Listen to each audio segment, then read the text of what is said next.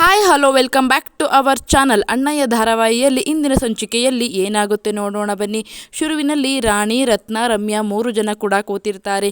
ಇತ್ತ ರತ್ನ ಮತ್ತು ರಮ್ಯಾ ತುಂಬ ಬೇಜಾರಲ್ಲಿ ಕೂತಿರ್ತಾರೆ. ರಾಣಿ ಹಾಡು ಹೇಳ್ತಾ ಇರ್ತಾಳೆ. ಆಗ ರತ್ನ, ಅಲ್ಲ ರಾಣಿ, ನೀನು ಇಷ್ಟೊಂದು ಖುಷಿಯಾಗಿದೆಯಲ್ಲ, ಅಣ್ಣ ಅದಕ್ಕೆ ಡಿವೋರ್ಸ್ ತಗೊಳ್ತಾ ಇದ್ರು ಇಷ್ಟು ಖುಷಿಯಾಗಿದೆಯಲ್ಲ ಅಂತ ಇತ್ತ ರತ್ನ ರಾಣಿನ ಕೇಳ್ತಾಳೆ. ಆಗ ರಾಣಿ, ಅವರಿಬ್ಬರು ಡಿವೋರ್ಸ್ ತಗೋತಾವ್ರೆ ಅಂತ ನಿಮ್ಗೆ ಯಾರು ಹೇಳಿದ್ದು ಅಂತ ಕೇಳ್ತಾಳೆ. ಆಗ ಏನು ಹೇಳ್ತಾ ಇದೆಯಾ, ಇಡೀ ಊರಿಗೆಲ್ಲ ಗೊತ್ತಾಗಿದೆ, ಇವಾಗ ನೀನು ಈ ಥರ ಕೇಳ್ತಿದ್ಯಲ್ಲ ಅಂದಾಗ, ಅಯ್ಯೋ ಅಕ್ಕ, ಮೊದಲು ಅವರಿಬ್ಬರು ಮದುವೆ ಆದಾಗ ಚೆನ್ನಾಗೇ ಇರಲಿಲ್ಲ, ಹಾಗೇನೆ ಅದಕ್ಕೆ ಊರಿಗೆ ಹೋಗೋದಕ್ಕೆ ರೆಡಿಯಾಗಿದ್ದರು ಫಾರಿನಿಗೆ. ಆದರೆ ಈಗ ಅತ್ತಿಗೆಗೆ ಅಣ್ಣ ಅಂದರೆ ಪ್ರಾಣ, ತುಂಬಾ ಇಷ್ಟಪಡ್ತಿದ್ದಾರೆ, ಅಣ್ಣನಿಗೆ ಪ್ರಪೋಸ್ ಮಾಡೋಕ್ಕೆ ಓಡಾಡ್ತಾ ಇದ್ದಾರೆ. ಆದರೆ ಅಷ್ಟರಲ್ಲಿ ಈ ಥರ ಎಲ್ಲ ಆಗೋಯ್ತು, ಡಿವೋರ್ಸ್ ಬಗ್ಗೆ ಗೊತ್ತಾಗೋಯ್ತು, ನನಗೆ ಮುಂಚೆನೇ ಎಲ್ಲ ಗೊತ್ತಿತ್ತು, ಆದರೆ ನಿಮಗೆ ಏನು ಹೇಳಿರಲಿಲ್ಲ ಅಂತ ಹೇಳ್ತಾಳೆ. ಅಷ್ಟರಲ್ಲಿ ಅಲ್ಲಿಗೆ ಪಾರು ಬರ್ತಾಳೆ. ಪಾರು ಬಂದಾಗ, ನೋಡಿ ಈಗ ಅದಕ್ಕೆ ಬಂದು ನಿಮಗೆ ಕೇಳ್ತಾರೆ, ಆಗ ನೀವು ಸುಮ್ಮನೆ ಅವರಿದ್ರಿಗೆ ನಾಟಕ ಆಡಿ ಅಂತ ಹೇಳ್ತಾಳೆ. ಅಷ್ಟರಲ್ಲಿ ಅಲ್ಲಿಗೆ ಪಾರು ಬಂದು, ಏನು ಮಾಡ್ತಾ ಇದ್ದೀರಾ ಗರ್ಲ್ಸ್ ಎಲ್ಲರೂ ಅಂತ ಕೇಳ್ತಾಳೆ. ಆಗ ಏನೂ ಇಲ್ಲ ಬಿಡಿ, ನಮ್ಮ ಹೊಸ ಅದಕ್ಕೆ ಬಂದಾಗ ನಾವು ಅವ್ರ ಹತ್ರ ಫ್ರೀಯಾಗಿ ಮಾತಾಡ್ತೀವಿ, ನಿಮ್ಮ ಹತ್ರ ಏನು ಮಾತಾಡೋದು, ನೀವು ಈಗ ಮನೆಯಿಂದ ಹೋಗ್ತೀರಲ್ವ, ನಿಮ್ಮ ಹತ್ರ ಮಾತಾಡಿ ಏನು ಪ್ರಯೋಜನ ಅಂತ ರಮ್ಯಾ ಮತ್ತು ರತ್ನ ಹೇಳ್ತಾರೆ. ನಂತರ ರಮ್ಯಾ ಮತ್ತೆ ನಮಗೆ ಹೊಸ ಅದಕ್ಕೆ ಬರ್ತಾರೆ, ಹೇಗೂ ನೀವು ಮನೆ ಬಿಟ್ಟು ಹೋದ್ಮೇಲೆ ಅಣ್ಣನಿಗೆ ಇನ್ನೊಂದು ಮದುವೆ ಮಾಡಲೇಬೇಕು, ಆಗ ಆ ಹೊಸ ಅದಕ್ಕೆ ಜೊತೆ ನಾವು ಫ್ರೀಯಾಗಿ ಎಲ್ಲ ಮಾತಾಡ್ಕೊಳ್ತೀವಿ ಅಂತ ರಮ್ಯಾ ಹೇಳ್ತಾಳೆ. ಆಗ ಪಾರುಗೆ ಕೋಪ ಬಂದು, ಯಾವಳು ಹೊಸ ಅದಕ್ಕೆ, ನಾನೇ ನಿಮ್ಮ ಅದಕ್ಕೆ, ಈ ಮನೆಗೆ ಸೊಸೆನೂ ನಾನೇ, ಅಮ್ಮನೂ ನಾನೇ, ಎಲ್ಲನೂ ನಾನೇ ಅಂತ ಹೇಳ್ತಾರೆ. ಆಗ ಅಯ್ಯಯ್ಯೋ ಅಂತ ಅಂದಾಗ, ನೋಡು ರಾಣಿ ಹೇಗೆ ಮಾತಾಡ್ತಾ ಇದ್ದಾರಂತ ರಾಣಿನ ಕಡೆ ಹೇಳ್ತಾಳೆ. ಆಗ ಅಯ್ಯೋ ಅದಕ್ಕೆ ನಾನೇನು ಮಾಡಲಿ ಅಂತ ರಾಣಿ ಕೇಳಿದಾಗ, ಅದು ಅಂತ ಹೇಳೋ ಅಷ್ಟರಲ್ಲಿ ಅಲ್ಲಿ ರತ್ನ ಮತ್ತು ರಮ್ಯಾ ಇಬ್ಬರು ನಗಾಡ್ಬಿಟ್ಟು, ಅದಕ್ಕೆ ರಾಣಿ ಎಲ್ಲ ಹೇಳಿದ್ಲು, ಅದಕ್ಕೆ ನೋಡು ಅದಕ್ಕೆ ನೀನು ಇನ್ನು ಲೇಟ್ ಮಾಡಬೇಡ, ಪ್ರಪೋಸ್ ಮಾಡಿಬಿಡು ಅದಕ್ಕೆ ಅಂತ ರತ್ನ ಹೇಳ್ತಾಳೆ. ಆಗ ಅಪ್ಪ, ಸದ್ಯ ಇವಾಗ ನನಗೆ ಸಮಾಧಾನ ಆಯಿತು, ನಿಮಗೆ ನನ್ನ ಮೇಲೆ ಎಷ್ಟು ಕೋಪ ಬಂದಿರುತ್ತೆ, ನಾನು ಹೇಗೆ ಸಮಾಧಾನ ಮಾಡಲಿ ಅಂದ್ಕೊಂಡೇ ಬಂದೆ ಅಂತ ಇತ್ತ ಪಾರು ಹೇಳ್ತಾಳೆ. ಅದಕ್ಕೆ ನೀನು ಏನಾದರೂ ಮಾಡ್ಕೊ, ಒಟ್ನಲ್ಲಿ ನಮ್ಮ ಅಣ್ಣನ ಜೊತೆ ಇರಬೇಕು, ನಾಳೆ ನೀನು ಪ್ರಪೋಸ್ ಮಾಡ್ತಾ ಇದೆಯಾ, ನೀನು ಪ್ರಪೋಸ್ ಮಾಡೋದಕ್ಕೆ ನಾವು ಎಲ್ಲನೂ ರೆಡಿ ಮಾಡಿರ್ತೀವಿ ಅದಕ್ಕೆ ಅಂತ ಹೇಳ್ತಾರೆ. ನಿಜವಾಗ್ಲೂ ಅಂತ ಕೇಳಿದಾಗ, ಹೌದು ನಾವೆಲ್ಲ ರೆಡಿ ಮಾಡಿರ್ತೀವಿ, ನೀನು ಪ್ರಪೋಸ್ ಮಾಡಿಬಿಡು ಅಣ್ಣನಿಗೆ ಅಂತ ಇತ್ತ ರಮ್ಯಾ ಮತ್ತು ರಾಣಿ ಹಾಗೆ ರತ್ನ 3 ಜನ ಸಹ ಹೇಳ್ತಾರೆ. ಸರಿ ಆಯಿತು, ನಾಳೆ ಪ್ರಪೋಸ್ ಮಾಡೋದಕ್ಕೆ ನೀವು ರೆಡಿ ಮಾಡಿ, ನಾನು ಮಾಡ್ತೀನಿ ಅಂತ ಹೇಳ್ತಾಳೆ.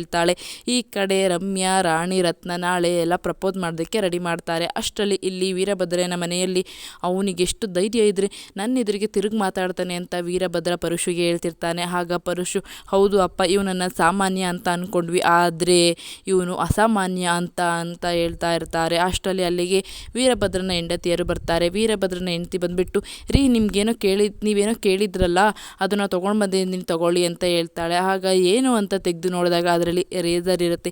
ನೀವು ಹೇಳಿದ್ರಲ್ಲ, ನಾನು ನಿಮ್ಮನ್ನು ನರಳೋ ಹಾಗೆ ಮಾಡಲಿಲ್ಲ ಅಂದರೆ ನಾನು ನನ್ನ ಮೀಸೆನ ಬೋಳಿಸ್ಕೊಳ್ತೀನಿ ಅಂತ, ಹಾಗೇನೆ ಈಗ ನಾನು ಮೀಸೆನ ಬೋಳಿಸ್ಕೊತೀನಿ ಅಂತ ನೀವು ಹೇಳ್ತೀರಾ ಅಂತ ಅಂದ್ಕೊಂಡು ಇದನ್ನು ತೊಗೊಂಡು ಬಂದೆ, ತಗೊಳ್ಳಿ ಬೋಳಿಸ್ಕೊಳ್ಳಿ ಅಂತ ಇತ್ತ ಹೇಳ್ತಾಳೆ. ಏಯ್, ನಾಲ್ಗೆನ ಬಿಡಬೇಡ, ನಿನ್ನನ್ನು ಅವಳಿಗಿಂತ ಚೆನ್ನಾಗಿ ನೋಡ್ಕೊಂಡಿದ್ದೀನಿ, ಆದರೆ ನೀನು ನನಗೇನು ತಿರುಗಿ ಮಾತಾಡ್ತಿದ್ಯಾ, ನೀನು ನಿನ್ನ ಪಾಡಿಗೆ ಸುಮ್ಮನೆ ಹೋದರೆ ಸರಿ ಅಂತ ಅಂದಾಗ, ಅಯ್ಯೋ ರೀ, ನೀವು ಹೇಳಿದ್ದೇನೆ ನಾನು ಹೇಳ್ತಾ ಇದ್ದೀನಿ ಅಂತ ಇತ್ತ ವೀರಭದ್ರಯ್ಯನ ಹೆಂಡ್ತಿ ಹೇಳ್ತಾಳೆ. ಅಷ್ಟರಲ್ಲಿ ಹಿರಿಯವಳು ಬಂದುಬಿಟ್ಟು, ಅಯ್ಯೋ ಇವಳಿಗೇನು ಗೊತ್ತಾಗಲ್ಲ ರೀ, ನೀವೇನು ತಲೆ ಕೆಡಿಸ್ಕೊಬೇಡಿ, ಇವಳಿಗೆ ನಾನು ಬುದ್ಧಿ ಹೇಳ್ತೀನಿ ಅಂತ ಇತ್ತ ಹೇಳ್ಕೊಂಡು ಹೋಗ್ತಾ ಇರ್ತಾಳೆ. ಆಗ ಅಯ್ಯಯ್ಯೋ ರೀ, ನೀವು ಬೋಳಿಸ್ಕೊಳ್ಳಿ, ಪರಶು ನೀನು ಸಹ ಗಂಡಸಲ್ವಾ, ನೀನು ಬೋಳಿಸ್ಕೊಳ್ಳೋ ಅಂತ ಹೇಳ್ಬಿಟ್ಟು ಈ ಕಡೆ ಅವ್ರನ್ನ ಕರ್ಕೊಂಡು ಹೋಗ್ತಾರೆ. ಆಗ ವೀರಭದ್ರಯ್ಯ, ಇವ್ರನ್ನ ಮಾತ್ರ ಸುಮ್ಮನೆ ಬಿಡಬಾರ್ದು, ಏನಾದರೂ ಹೊಸ ಪ್ಲ್ಯಾನ್ ಮಾಡಿ ಅವನನ್ನು ನೆರಳ ಹಾಡಾಗಿ ಮಾಡ್ತೀನಿ ಅಂತ ಇತ್ತ ವೀರಭದ್ರಯ್ಯ ಅಂದ್ಕೊಳ್ತಾನೆ. ಅಷ್ಟರಲ್ಲಿ ಪಾರು ಶಿವನ ಕರ್ಕೊಂಡು ಇತ್ತ ಬರ್ತಾಳೆ. ಅಲ್ಲ, ಎಲ್ಲಿಗೆ ಹೋಗ್ತಾ ಇದ್ದೀವಿ ಪಾರು ಅಂದಾಗ, ಮಾವ ನೀನು ಎಲ್ಲಿಗೆ ಹೋಗ್ತಾ ಇದ್ದೀವಿ ಅಂತ ಕೇಳಬೇಡ, ನಾನು ಹೇಳಿದ ಜಾಗಕ್ಕೆ ಕರ್ಕೊಂಡು ಹೋಗು ಅಂತ, ಸರಿ ಬಾ ಪಾರು ಹೋಗೋಣ ಅಂತ ಹೇಳ್ಬಿಟ್ಟು ಶಿವು ಕರ್ಕೊಂಡು ಬರ್ತಾನೆ. ನಂತರ ಪಾರು ಶಿವನ ಕರ್ಕೊಂಡು ಬಂದು ನೋಡಿದಾಗ, ಅಲ್ಲ ಪಾರು, ಏನು ಪಾರು ಇದು, ಮದುವೆ ಮನೆಗೆ ಬಂದಿರೋ ಹಾಗೆ ರೆಡಿ ಮಾಡಿದ್ದಾರೆ, ಎಷ್ಟು ಚೆನ್ನಾಗಿ ರೆಡಿ ಮಾಡಿದ್ದಾರೆ ಅಲ್ವಾ, ಹಬ್ಬದ ಥರ ಇದೆ ಅಂತ ಹೇಳಿದಾಗ, ಹ್ಞೂ ಮಾವ, ಬಾ ಮಾವ ಅಂತ ಕರ್ಕೊಂಡು ಬರ್ತಾಳೆ. ಈ ಕಡೆ ರಮ್ಯಾ, ರಾಣಿ, ರತ್ನ ಎಲ್ಲರೂ ಕೂಡ ಡೆಕೋರೇಷನ್ನ ತುಂಬಾ ಚೆನ್ನಾಗಿ ಮಾಡಿರ್ತಾರೆ. ಇತ್ತ ಇಲ್ಲಿಗೇನು ಕರ್ಕೊಂಬಂದೆ ಪಾರು ನೀನು ನನ್ನನ್ನು ಅಂತ ಕೇಳಿದಾಗ, ಮಾವ ನಿನಗೆ ಒಂದು ಮುಖ್ಯವಾದ ವಿಷಯನ ಹೇಳಬೇಕಾಗಿತ್ತು, ನಿನ್ನನ್ನು ಕಣ್ಮುಚ್ಕೊಂಡು ನಾನು ಪ್ರೀತಿಸೋರನ್ನು ನಿನಗೆ ತೋರಿಸ್ತೀನಿ ಅಂತ ಹೇಳಿಬಿಟ್ಟು ಅಲ್ಲಿ ಕರ್ಕೊಂಡು ಬರ್ತಾಳೆ. ಶಿವನ ಕಣ್ಮುಚ್ಕೊಂಡು ಕರ್ಕೊಂಡು ಬಂದುಬಿಟ್ಟು ಆ ಕನ್ನಡಿಯಲ್ಲಿ ಮುಖವನ್ನು ತೋರಿಸ್ತಾಳೆ. ಮುಖವನ್ನು ತೋರಿಸಿ, ನೋಡು ಮಾವ, ನಾನು ಪ್ರೀತಿಸ್ತಾ ಇರೋರು ಇವರೇನೆ ಅಂತ ಹೇಳ್ತಾಳೆ. ಆಗ ಶಿವುಗೆ ಶಾಕ್ ಆಗಿ ಕನ್ನಡಿಲಿ ಅವನ ಮುಖ ನೋಡಿ ಶಾಕ್ ಆಗಿಬಿಡುತ್ತೆ. ಶಾಕ್ ಆಗಿ, ಏನು ಮಾತಾಡ್ತಿದ್ಯಾ ಪಾರು ನೀನು ಅಂತ ಹೇಳಿದಾಗ, ಮಾವ, ನಾನು ನಿನ್ನನ್ನು ತುಂಬ ಪ್ರೀತಿಸ್ತಿದ್ದೀನಿ ಮಾವ. ಇದು ಇವತ್ತು ನಿನ್ನೆ ಪ್ರೀತಿ ಅಲ್ಲ, ತುಂಬ ದಿನಗಳ ಪ್ರೀತಿ. ಆದರೆ ನಿನಗೆ ಹೇಳೋದಕ್ಕೆ ನನಗೆ ಧೈರ್ಯ ಇರಲಿಲ್ಲ ಮಾವ ಅಂತ ಹೇಳ್ತಾಳೆ. ಆಗ ಶಿವು ಜೋರಾಗಿ ನಗಾಡ್ತಾನೆ. ನಗಾಡ್ಬಿಟ್ಟು, ಅಲ್ಲ ಪಾರು, ಏನು ತಮಾಷೆ ಮಾಡ್ತಿದ್ದೀಯ? ಅದಕ್ಕೆ ನೀನು ನನ್ನ ಮನೆಯಿಂದ ಕರ್ಕೊಂಡು ಬಂದಿ ಈ ರೀತಿ ತಮಾಷೆ ಮಾಡೋದಕ್ಕೆ ಅಂತ ಶಿವು ನಗಾಡ್ಬಿಡ್ತಾನೆ. ಆಗ ಪಾರ್ವತಿ, ಏನು ಹೇಳ್ತಾ ಇದೆಯಾ ಮಾವ? ನಾನು ನಿನ್ನ ನಿಜವಾಗ್ಲೂ ಪ್ರೀತಿಸ್ತಿದ್ದೀನಿ ಮಾವ ಅಂದಾಗ, ಪಾರು, ನೀನು ತಮಾಷೆ ಗಿಮಾಷೆ ಎಲ್ಲ ಮಾಡಬೇಡ, ಸುಮ್ಮನೆ ನಡಿ ಪಾರು, ಇದೆಲ್ಲ ಯಾಕೆ ಪಾರು ಅಂತ ಹೇಳಿದಾಗ, ಮಾವ, ನನ್ನ ಪ್ರೀತಿನ ನೀನು ಒಪ್ಕೊಳ್ತಿಲ್ವಾ ಅಥವಾ ನಂಬ್ತಿಲ್ವಾ? ಈಗ ನಾನು ನಿನ್ನನ್ನು ಪ್ರೀತಿಸ್ತಿದ್ದೀನಿ ಅಂತ ಪ್ರೂವ್ ಮಾಡ್ತೀನಿ ಅಂತ ಹೇಳಿ ಅಲ್ಲಿಂದ ಪಾರು ಓಡೋಗ್ತಾಳೆ. ಪಾರು ಓಡೋಗೋದನ್ನು ನೋಡಿ ಇತ್ತ ಶಿವುಗೆ ಆಶ್ಚರ್ಯ ಆಗುತ್ತೆ. ಪಾರು ಯಾಕೆ ಹಿಂಗೆ ಓಡೋಗ್ತಾಳಲ್ಲ ಅಂತ ಪಾರು ಹಿಂದೇನೆ ಶಿವು ಕೂಡ ಓಡಿ ಬರ್ತಾನೆ. ಇತ್ತ ಪಾರು ಬಂದು ಒಳಗೆ ಬಿಡ್ತಾಳೆ. ಆ ನಂತರ, ಅಯ್ಯೋ ಪಾರ್ವತಿ ಓಡ್ತಾ ಇದ್ದಾಳೆ ಅಂತ ಹೇಳಿಬಿಟ್ಟು ಇತ್ತ ಶಿವನು ಕೂಡ ಓಡೋಗಿ ಒಳಗಡೆ ಬಿಡ್ತಾನೆ. ನಂತರ ಪಾರ್ವತಿ ಇತ್ತ ಉಸಿರಾಡೋಕ್ಕಾಗ್ದೇ ಮುಳುಗ್ತಾ ಇರ್ತಾಳೆ. ಅಲ್ಲಿಗೆ ಶಿವು ಹೋಗಿ ಕಾಪಾಡಿ, ಪಾರ್ವತಿ, ಏನು ಮಾಡ್ತಿದ್ಯಾ ಪಾರು? ನಿನಗೆ ಏನಾದ್ರು ತಲೆ ಕೆಟ್ಟಿದ್ಯಾ?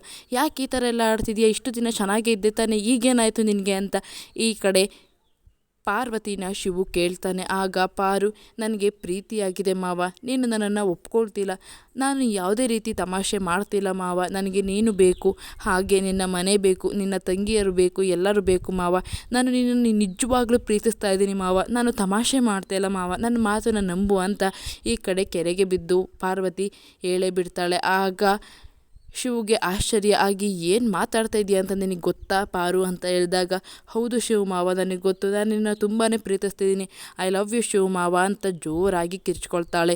ಈ ಕಡೆ ಶಿವುಗೆ ಏನು ಹೇಳಬೇಕು ಅಂತಲೇ ಗೊತ್ತಾಗಲ್ಲ. ಆದರೂ ಕೂಡ ಶಿವು ಪಾರ್ವತಿನೇ ನೋಡ್ತಾ ಇರ್ತಾನೆ. ಪಾರ್ವತಿಯನ್ನು ಮೊದಲೇ ಪ್ರೀತಿಸಿದ್ದಂತಹ ಶಿವು ಪಾರ್ವತಿಯ ಪ್ರೀತಿಯನ್ನು ಒಪ್ಕೊಳ್ತಾನ ಅಥವಾ ತಂಗಿಯರ ಮದುವೆ ಆಗುವವರೆಗೂ ನನ್ನ ನಿರ್ಧಾರವನ್ನು ಹೇಳ್ತೀನಿ ಅಂತ ಹೇಳಿ ಹೇಳ್ತಾನ.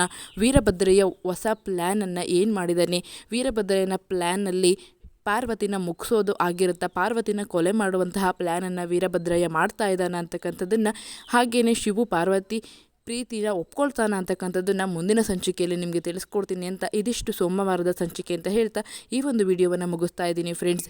ಇದೇ ರೀತಿಯ ಸೀರಿಯಲ್ ಕಥೆಗಳಿಗೋಸ್ಕರ ನನ್ನ ಚಾನಲನ್ನು ಸಬ್ಸ್ಕ್ರೈಬ್ ಮಾಡ್ಕೊಳ್ಳಿ. ಹಾಗೆ ವಿಡಿಯೋ ಇಷ್ಟ ಆದರೆ ಲೈಕ್ ಮಾಡಿ, ಶೇರ್ ಮಾಡಿ, ಕಾಮೆಂಟ್ ಮಾಡಿ. Thank you for watching.